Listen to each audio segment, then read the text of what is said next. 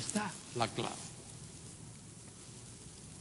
Ese es el significado de esa palabrita, evangelio, euangelion. Esas dos letritas primeras, ahí, eu, significa bueno, algo bueno. Y angelion viene de ahí sale la palabra ángel, mensajero, mensaje. El evangelio es el gran mensaje, el buen mensaje, el santo mensaje, la buena noticia, las buenas nuevas. Repito, de que hay salvación y perdón de pecados para todo aquel que pone su fe en el Señor Jesucristo. Juan lo explica allí en San Juan 3:18. El que en él cree no es condenado. Pero el que no cree, ya, no tiene que esperar a morirse. El que no cree ya es condenado, ya está en condenación. Porque no ha creído en el nombre del único. La Reina Valera dice el unigénito. Y otras versiones dicen el unigénito, pero ahí la palabra no viene de engendrar, viene del carácter único, es monogenes. Monogenes significa, mono es único, único, y genes es clase. Él es único en su clase, como él no hay otro. Queridos hermanos y hermanas, ese es nuestro gran desafío, el hecho de que como él no hay otro, y cuando anunciamos y proclamamos el verdadero evangelio, estamos comunicando a personas la realidad de alguien que como él no hay otro, que es único, único. Nadie es como él. Él es el eterno, con el Padre y con el Espíritu Santo. Único en su clase, como él no hay otro. Y Pablo dice allí en Romanos 1:16, porque no me avergüenzo del evangelio. No me avergüenzo de anunciar las buenas nuevas. No sé, a veces pienso ahí, no sé si esta exégesis es la más fiel, pero me gusta pensar, Mahoney, me gusta pensar en esto. Que cuando Pablo dice ahí, no me avergüenzo del evangelio, detrás de esa expresión está algo así: no me avergüenzo de decirle a nadie, soy cristiano.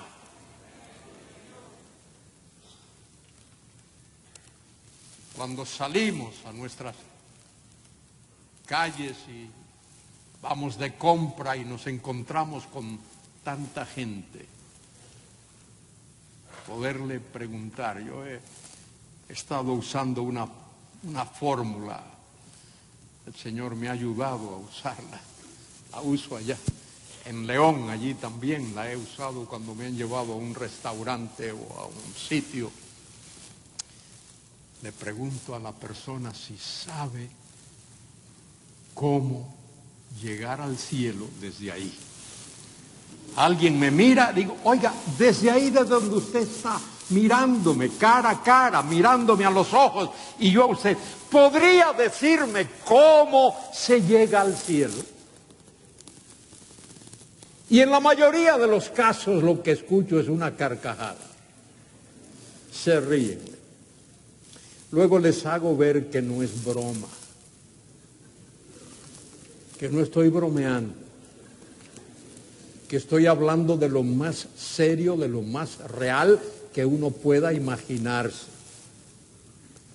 Y algunos me dan ciertas respuestas, como el cura que me dijo, dio la palmadita: pórtese bien y no le haga mal a nadie. Otros son más espirituales y me dicen: guarde los mandamientos. Otros son más vegetarianos y me dicen, no coma lechuga.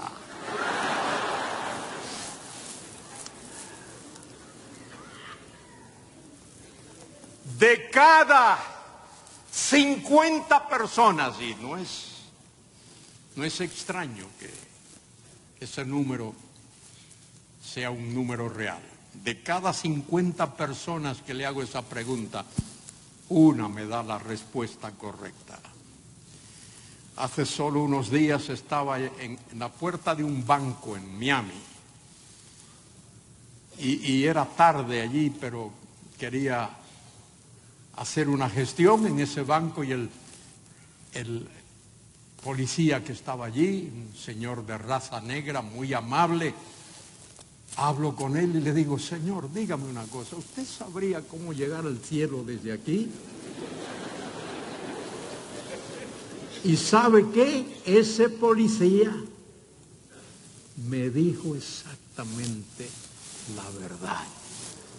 Me dijo, confiando en Jesucristo, el único Salvador.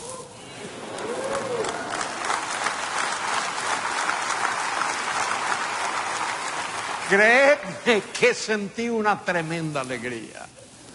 Le di un abrazo a aquel hombre. Y le dije, usted es mi hermano en Cristo.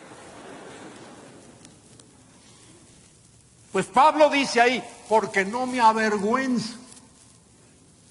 Y honestamente, confieso que algunas veces en algunas situaciones no me he atrevido a hacer la pregunta.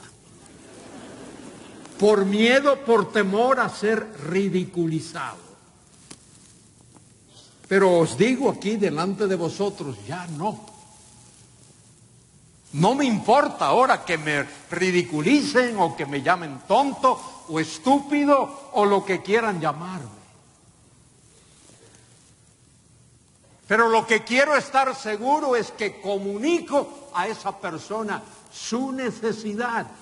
Y he descubierto que hay aquí en este país, donde uno cree que este es un país entre comillas, en España somos paganos, eso sí o no. En España somos paganos allá, en España somos paganos. Pero en este país que se llama cristiano, que haya tanta gente que nunca ha oído el Evangelio. Han oído de otras cosas, pero no han oído el Evangelio. ¿Qué es el Evangelio? Que Cristo, Dios mismo, se encarnó y vino a este mundo y murió por nuestros pecados en conformidad con las Escrituras, que fue sepultado y que resucitó gloriosamente al tercer día de entre los muertos, y que todo aquel que pone su fe y su confianza en ese Dios que es Jesucristo, que murió y resucitó, recibe el regalo de la vida eterna. Ese es el Evangelio. Y eso es lo que me gustaría pensar que todos los pastores y predicadores que están aquí anuncian. No importa de qué país vengas, cuál sea tu trasfondo cultural, pero el mundo necesita, queridos hermanos y hermanas, el mundo necesita ahora mismo ese glorioso Evangelio de Cristo. Bien, Pablo dice aquí, no me avergüenzo del Evangelio porque es poder dinámico, poder dinámico, no dinamita como algunos han dicho por ahí, poder dinámico. Poder dinámico es poder que genera poder, poder que genera más poder. El Evangelio es poder dinámico de Dios. Y dice Pablo aquí, para salvación a todo aquel que cree. A todo aquel que cree. Cristo ofrece el regalo de la vida eterna. El Hijo del Hombre, Lucas 19:10, vino a buscar y a salvar lo que se había perdido. ¿Por qué vino el Hijo del Hombre? A buscar y a salvar lo que se había perdido. Porque lo que se había perdido nunca hubiese ido a buscar al Hijo del Hombre. Él vino a buscar y a salvar lo que se había perdido. La gracia inconmensurable, incomprensible e inexplicable de Dios, que a pecadores malvados, rebeldes, contumaces, Dios amase de tal manera para venir a este mundo en la persona de Jesucristo, dar su vida, derramar su sangre, morir, esas tres expresiones sinónimas. Derramar su sangre es eso, es morir, dar su vida, morir. Y eso fue lo que él hizo. Dice Pablo, al judío primeramente o principalmente, y también al gentil, al griego. Y añade el apóstol, porque en el Evangelio la justicia de Dios se revela. ¡Qué tremenda expresión esa! El Evangelio revela la justicia de Dios. La clase de justicia. La justicia que se caracteriza por ser la justicia de Dios.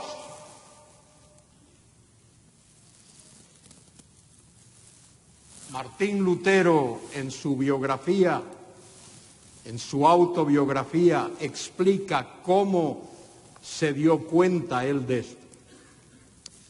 Martín Lutero pensaba que la justicia de Dios era algo así. Dios anda por todos sitios con un garrote en la mano. Esto lo dice él en su autobiografía. Y dice Lutero allí que él pensaba que Dios iba por todas partes con un garrote en la mano para asestarle un soberano garrotazo a todo aquel que hiciese algo incorrecto. Y eso es lo que creyó y lo que enseñó por un tiempo. Hasta que un día, leyendo el Salmo 71, leyó estas palabras. Escuche. En ti, oh Jehová, me he refugiado. No sea yo avergonzado jamás. Socórreme y líbrame en tu justicia.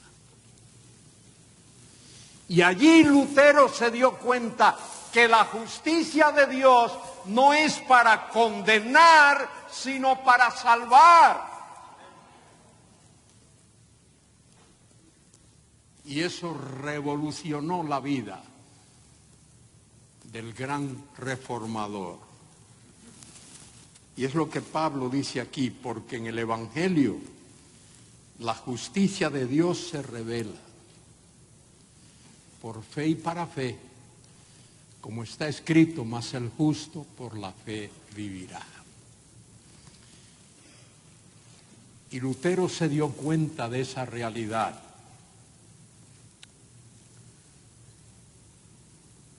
La justicia de Dios. La justicia de Dios está en Cristo Jesús. La justicia de Dios tiene que ver con la persona de Cristo y con la obra de Cristo Jesús. Lo que Cristo hizo en la cruz.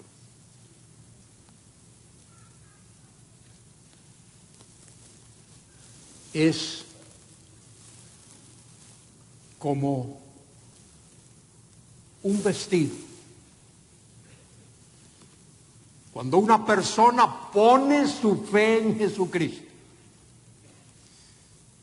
Acordaos lo que Pablo dice, no me avergüenzo del Evangelio porque es poder de Dios para salvación a todo aquel que cree, porque en el Evangelio se revela la justicia de Dios, por fe y para fe. como está escrito, mas el justo por la fe vivirá. Escuche, amigo, hermano, hermana, pastor, misionero, maestro de las Escrituras. Para que alguien pueda entrar en la presencia de Dios, Dios exige, Dios demanda, Dios requiere que esa persona venga recubierta, revestida de una justicia exactamente igual a la justicia de Dios. Nadie puede entrar en la presencia de Dios sin esa justicia. Dios no exige, no demanda, no requiere una justicia parecida. Dios no demanda, no requiere una justicia más o menos. Dios exige, demanda, requiere que para que alguien pueda entrar en su presencia, tiene que hacerlo recubierto de una justicia exactamente igual a la de Dios. Si no, no puede entrar. Dios no le admite. Quien único posee esa justicia, una justicia que es exactamente igual a la de Dios, quien único posee esa justicia es Jesucristo. Nadie más. Ningún apóstol, ningún santo del Antiguo Testamento, ningún ángel, ni arcángel, ni querubín, ni serafín. Nadie, absolutamente nadie. El único que posee una justicia exactamente igual a la de Dios es Jesucristo. Por eso el pecador tiene que venir a Cristo y poner su fe en Cristo. Y cuando el pecador viene a Cristo y pone su fe en Cristo, Cristo le reviste. Cristo le recubre con su justicia, mente igual a la justicia de Dios. Y cuando Dios ve a alguien venir, entrar en su presencia, recubierto con la justicia de Cristo, que es exactamente igual a la justicia de Dios, porque Él es Dios, Dios le recibe. Es más, Cristo hace algo. Cristo no solamente nos recubre con su justicia, Él lo hace. Él nos recubre, Él recubre con su justicia a todo aquel que viene a Él por la fe. Pero no solamente hace eso, sino que Él te acompaña hasta la misma presencia de Dios. Ninguno puede venir a mí si el Padre que me envió no le trajere, no le arrastrare. Dice el texto allí, San Juan 6:44. Él tiene que arrastrarnos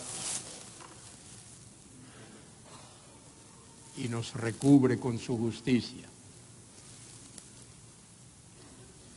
Como dice allí en San Juan capítulo 14. Yo soy el camino y la verdad y la vida. Nadie viene al Padre si no es acompañado de mí. Esa es la idea ahí. Nadie viene al Padre si no es en mi compañía. Qué tremenda responsabilidad tenemos. Todos nosotros, sin excepción. Hombres y mujeres. Jóvenes como yo y como algunos más aquí.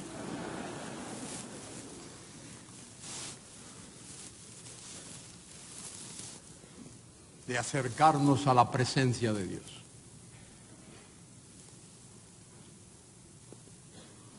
Por medio de Jesucristo. lo que Pablo dice aquí, porque en el Evangelio la justicia de Dios se revela por fe y para fe. Y cita un pasaje del Antiguo Testamento, como está escrito: mas el justo por la fe vivirá. Habacuc 2:4. Ese es el Evangelio. Es Evangelio de la gracia de Dios. No es broma. No es broma. El centro es la gracia misma de Dios. El regalo inmerecido. Y lo interesante de ese regalo es que no solo es inmerecido, sino que se le da a alguien que merece todo lo contrario. Merecemos la muerte y la condenación eterna, pero Dios, por su gracia y por su bondad, nos da ese tremendo regalo de la salvación. Aquel sacerdote con el que me encontré en aquella tienda no entendía absolutamente nada, no entendía. La palmadita en el hombro que me dio: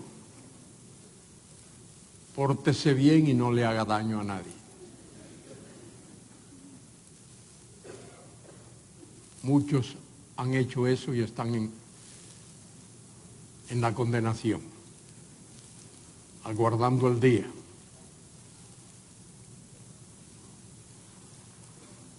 Cuando Dios ha de enviar a todos los rebeldes al lago que arde con fuego y azufre. Queridos hermanos, hermanas, pastores, enseñadores, maestros, tú y yo tenemos una tremenda responsabilidad. La responsabilidad de dar a conocer a este mundo, muerto en delitos y pecados, que hay un solo, único, suficiente Salvador. Es único porque no hay otro. Y es suficiente porque no hace falta otro. Él es nuestro glorioso Señor Jesucristo. Pablo lo explica allí. Lo he leído. Allí en 2 Corintios, capítulo 5, al que no conoció pecado, por nosotros lo hizo ofrenda por el pecado, para que nosotros fuésemos hechos justicia de Dios en él. Quiera Dios poner en nuestras vidas, en nuestra mente, en nuestro corazón, esa tremenda responsabilidad de proclamar este evangelio de su gracia.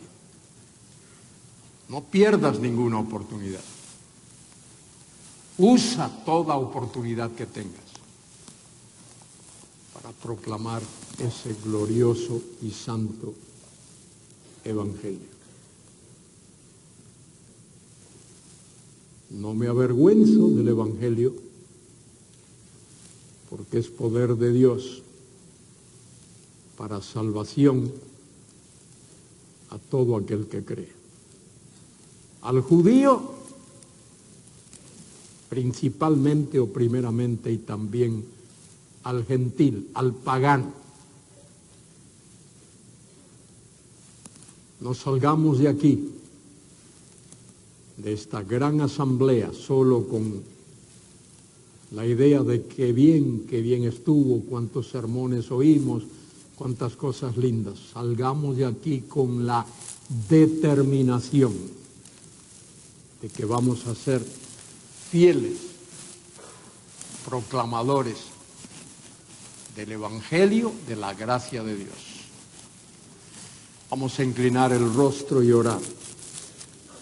Padre querido, gracias por cada persona aquí en esta tarde. Gracias por el propósito que nos ha traído aquí.